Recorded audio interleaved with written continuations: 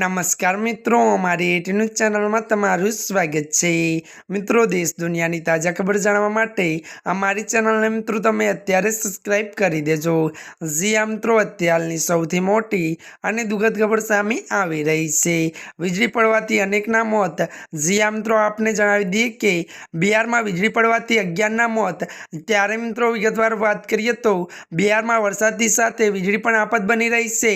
જો કે મિત્રો, રાજ્યમાં છેલ્લા 24 કલાકમાં વીજળી પડવાની 11 લોકોના મોત થયા છે। મળતી માહિતી અનુસાર મિત્રો આપને જણાવી દઈએ કે ભાગલપુરમાં 1, બેગુસરાયમાં 3 અને જહાનાબાદમાં 3, વૈશાલીમાં 2 અને નાલંદામાં 2 ભાઈઓના મોત થયા છે। મળતી માહિતી અનુસાર જણાવી દઈએ કે આજે પણ હવામાન વિભાગે ભોજપુર, બક્સર, બાબુબા અને અરવાલા, રોહત અને ઔરંગાબાદ સિવાય સમગ્ર બિહારમાં વીજળી પડવાની ચેતવણી જારી કરી છે।